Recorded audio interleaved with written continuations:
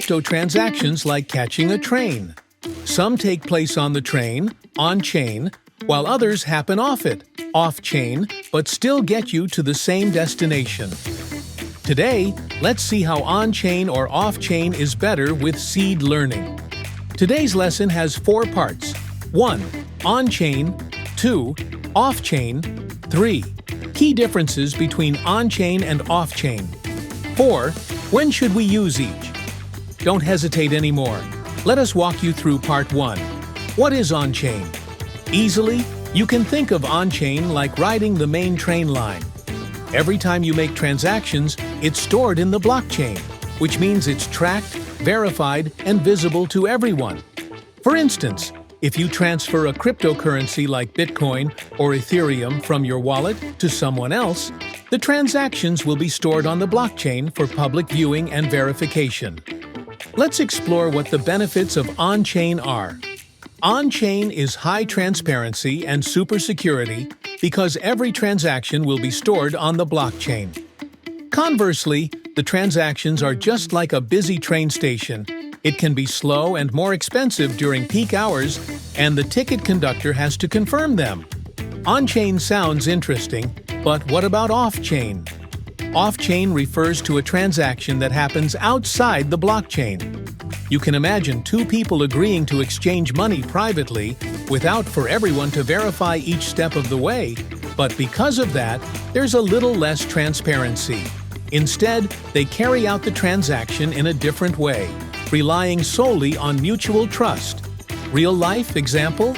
Sending crypto through a UID user identifier, a unique number or string of characters, is used to identify a specific user so that it does not overlap with anyone else. Send through on Binance is considered an off-chain transaction.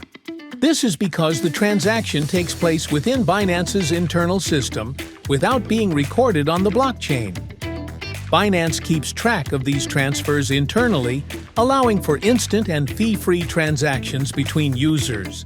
But since it doesn't get broadcasted to the blockchain, it qualifies as off-chain. Only when crypto is sent outside of Binance to an external wallet, it becomes an on-chain transaction. What does off-chain bring us? Off-chain transactions are faster as well as cheaper. But on the downside, they don't offer the same level of transparency and security because they aren't public and rely on third parties. Now, to solve the struggle that many crypto users have to face when it comes to choosing transaction methods, on-chain or off-chain, let's go over the key differences between them. Also, I will summarize short pros and cons. From there, you can determine which is best for your needs. A quick comparison covers 4 criteria: recording, transparency, security, and speed, trust, and cost. You should take a screenshot for easy future reference. So, have you got the idea to use on-chain or off-chain transactions more? If not, check out Part 4 now to find the answer. It's important to consider your needs.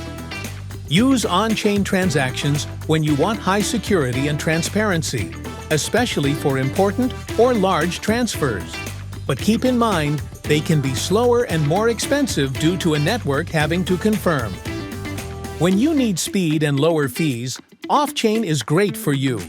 These are perfect for quick exchanges or smaller transfers, especially if you prefer privacy since they aren't visible on the blockchain. They also work well for internal transfers within the same exchange where you already trust the platform. In summary, go with on-chain for security and off-chain for speed and cost efficiency. So, which would you prefer? Going on the train, on-chain, or taking a private ride, off-chain? Got the answer? Let us know your choice in the comments. And don't forget to subscribe to Seed Combinator.